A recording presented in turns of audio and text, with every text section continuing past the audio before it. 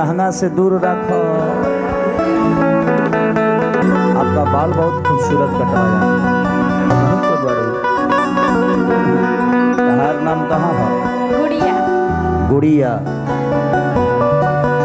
कहती है जे हमको भूल गए हैं ना, लागत है हमरा साथे कई बेरी कर भइल बा माने प्रोग्राम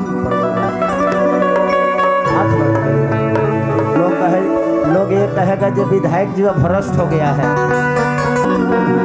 तुम्हारा नाम कहाँ है? गुड़िया। गुड़िया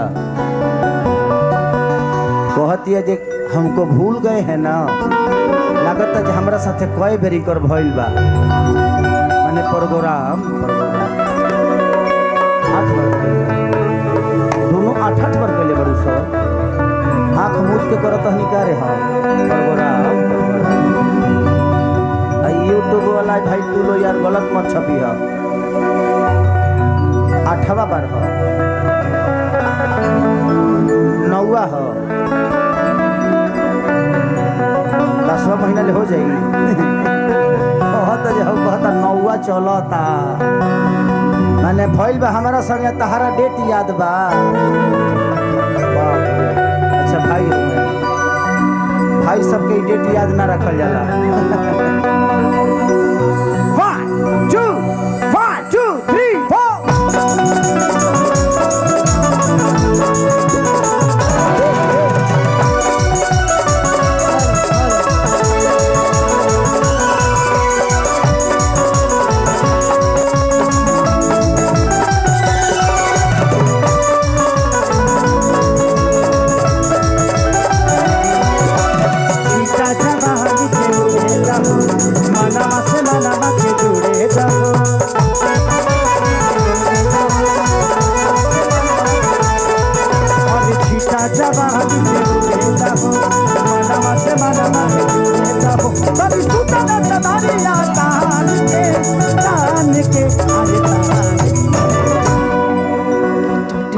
राजा जी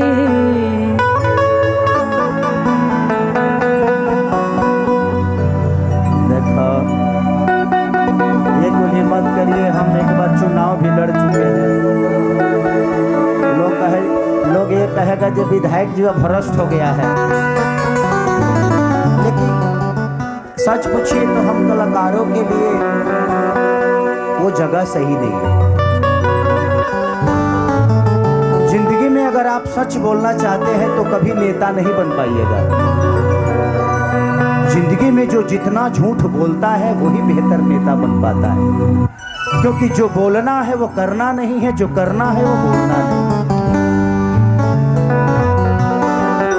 जिंदगी में सच्चा बनना बहुत मुश्किल काम है, और वो भी आज के दिन में। 15 दिन में चुनाव लड़े, हमारे के बानर बना दहलन से जेने जाई ना ये भैया हाथवा हमार है दूगो कितनी सूतत चदरिया तान के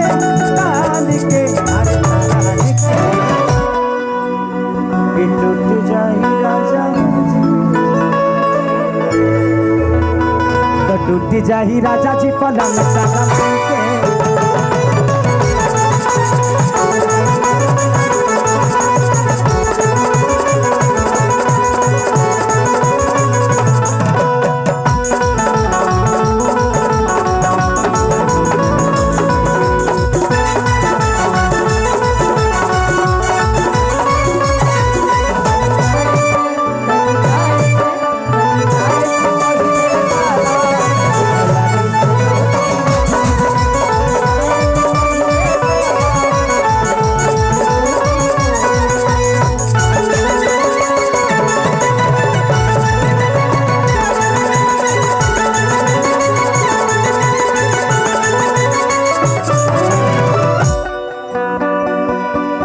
बढ़े दबे शर्मी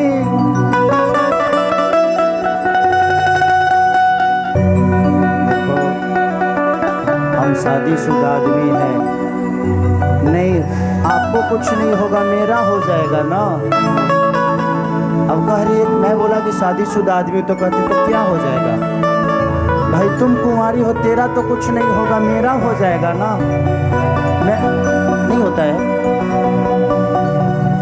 छुपा चोरी हो तब ना हो, खुलियाम हो तो होइए न जाई कि बढ़े तब शरमी, अरे देखिया में गरमी कहीं ठेलागी हो मोरिया।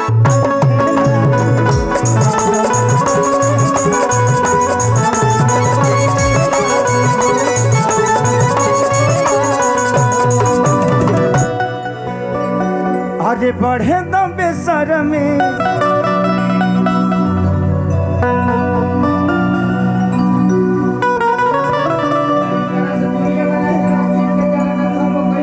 जगह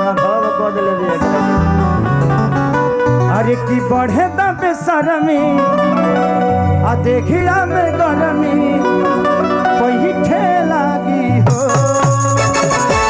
मोरिया।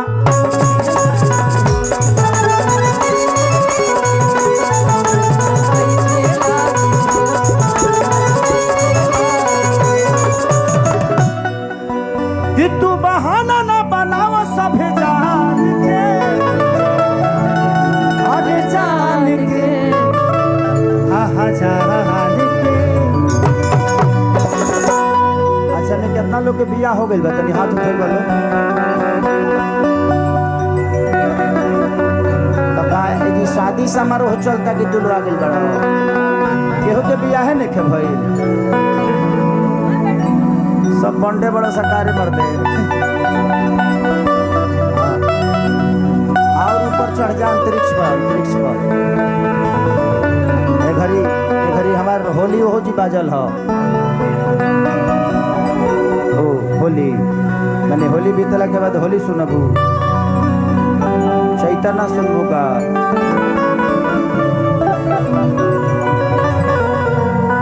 कि राजा छूटत पसेना गरमी हो, वो सुन ली हा, ठीक बा। कि तू बहाना ना बनावा सब जान के, अरे जान के। कि टूट जाही राजा जी, कि टूट जाही राजा जी पलंग